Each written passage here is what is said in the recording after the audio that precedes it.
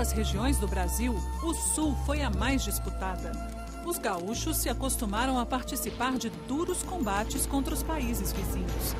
Essas disputas fizeram com que a província de São Pedro do Rio Grande do Sul tivesse alguns dos melhores generais do país.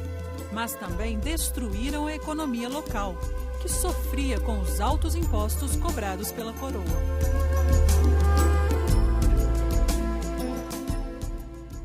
Foi nesse clima que Bento Gonçalves da Silva cresceu. 10º filho de um fazendeiro português e uma gaúcha, Bento nasceu em 1788, na cidade de Bom Jesus do Triunfo. Entre 1811 e 1828, lutou 3 guerras onde hoje é o Uruguai.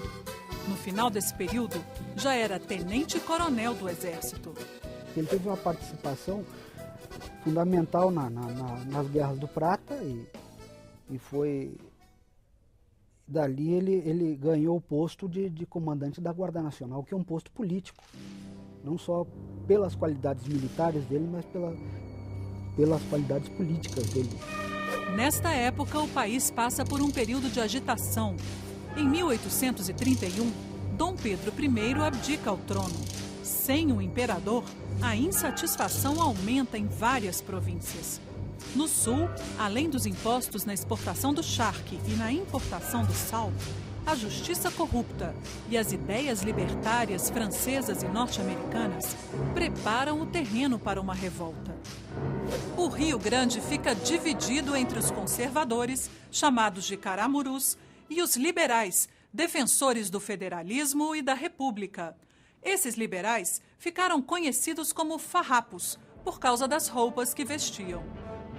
Em 18 de setembro de 1835, Bento Gonçalves comanda a tomada de Porto Alegre. Em poucos dias, a revolta se alastra por todo o Rio Grande e os inimigos dos liberais fogem da província. Com a vitória, Bento escreve ao regente Diogo Feijó, exigindo a nomeação de um governante da confiança dos farrapos. Feijó nomeia um gaúcho para a presidência da província. Mas os adeptos da República não aceitam o nome indicado e querem continuar a luta. Bento Gonçalves fica do lado dos republicanos e a província mergulha em uma guerra civil. Com a ajuda de alguns comandantes gaúchos, as forças imperiais conseguem retomar Porto Alegre. Na tentativa de recuperar a capital gaúcha, Bento sofre uma emboscada e é levado preso para o Rio de Janeiro e depois a Salvador. Mas em setembro de 1837, ele consegue fugir e 2 meses depois chega ao Rio Grande. De volta ao campo de batalha, ele já não é apenas o comandante da Revolução. Enquanto estava fora, o general Antônio de Souza Neto proclamou a República Rio-Grandense e a maioria das câmaras municipais elegeu Bento presidente dos gaúchos.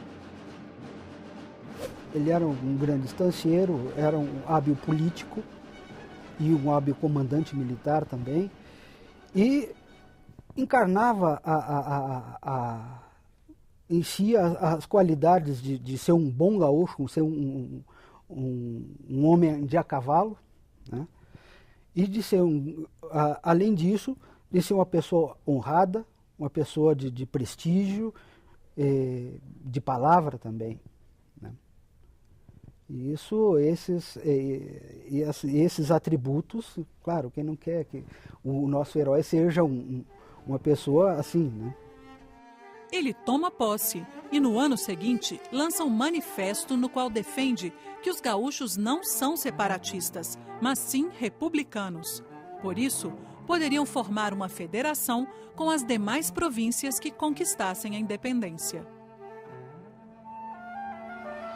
Em 1839, a Revolução chega a Santa Catarina. A Câmara Municipal de Laguna funda a República Juliana. A participação catarinense na guerra dura pouco, mas mostra que o objetivo dos gaúchos é espalhar a revolução.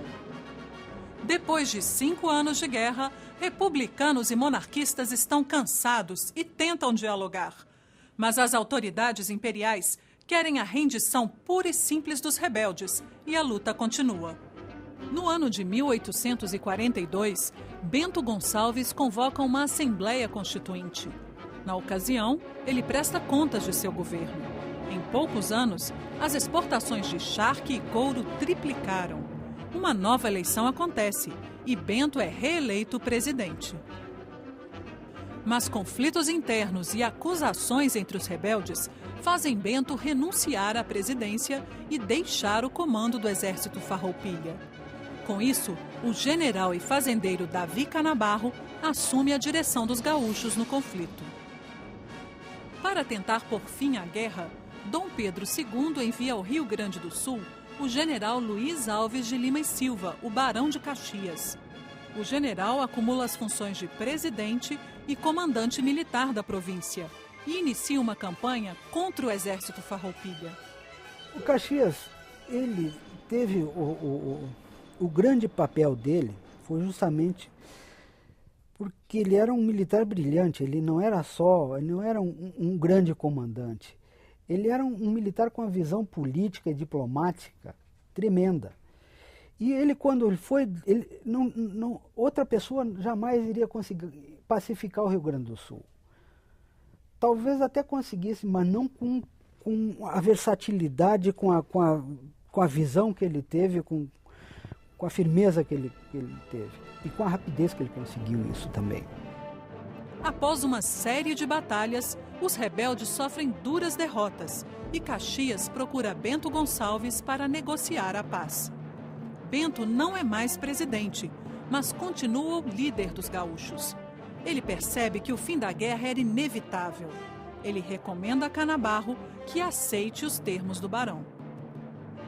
No dia 25 de fevereiro de 1845, termina a Guerra dos Farrapos. Pelo acordo, o Império assumiria a dívida dos republicanos, os oficiais do exército Farroupilha continuariam com as mesmas patentes no exército brasileiro e os prisioneiros seriam anistiados.